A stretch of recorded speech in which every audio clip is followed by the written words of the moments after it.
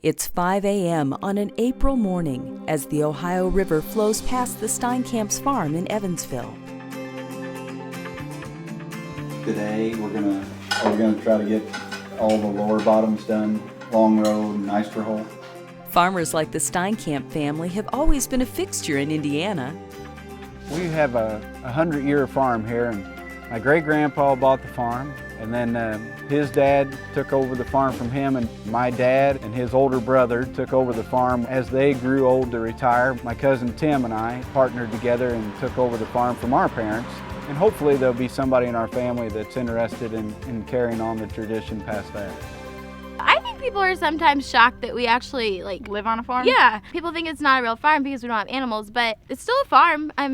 Just a different type of farm. Right. The corn and beans we grow are used in all different kinds of products and stuff. Our soybeans from our farm go all kinds of places. They might go to the processor to be turned into meal and oil, and the oil goes into the industry and you may be using it for a salad oil. Or the meal part of the soybean might go into a hog ration, or chickens might be eating it. So the eggs that you eat may come from a soybean on my farm. Our other product that we grow on our farm is white corn, and the white corn is especially food grade corn. For soybean farmers, it's planting season. Today we're going to be heading out to the field to plant soybeans. And we've got an international planter, and it can plant 250 to 300 acres on a good day in some large-sized fields.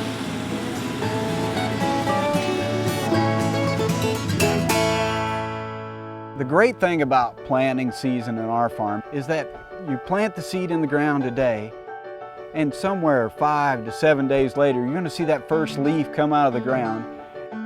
Because you never know for sure that seed's going to make it through the ground, and then when that leaf or the bean, the back of the bean pushes through the soil, you know that you've got a stand. And then once you have the stand, you know that you're on your way to achieving a successful harvest. Joe obviously feels very passionate about the land and about farming. That's always been his true love. It's just in his blood. I think that's how farmers are. It's in your blood or it's not. And for Joe, it's definitely in his blood. He loves it. While farming has always centered around families, it has also been quick to adopt new technologies. Today's farmers are living in a true high-tech world. One tool that's making a difference is GPS. Imagine if your car's GPS also steered it. Well, this GPS auto-steers the tractor and helps farmers plant more accurately. If my grandpa was alive today, he would be so impressed about the amount that we could get done in one day that would take him a whole spring to do.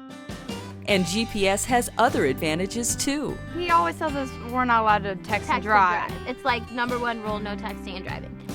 Once I get the speed set and the combine tried, I can quickly pull up my cell phone, send my daughter a text, one that might be in college, and just wish her a good day and a reminder to keep studying.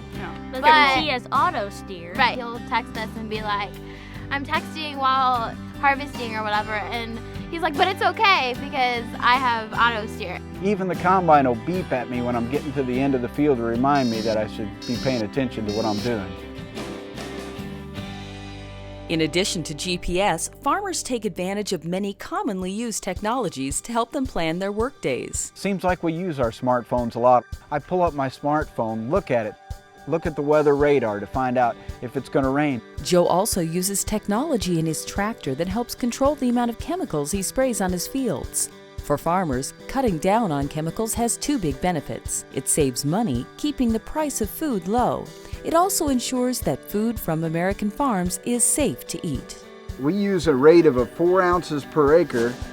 An acre is roughly the size of a football field, and this is how much 4 ounces looks like. We mix this with water, maybe, and we'll spread 10 gallons of water across the whole acre.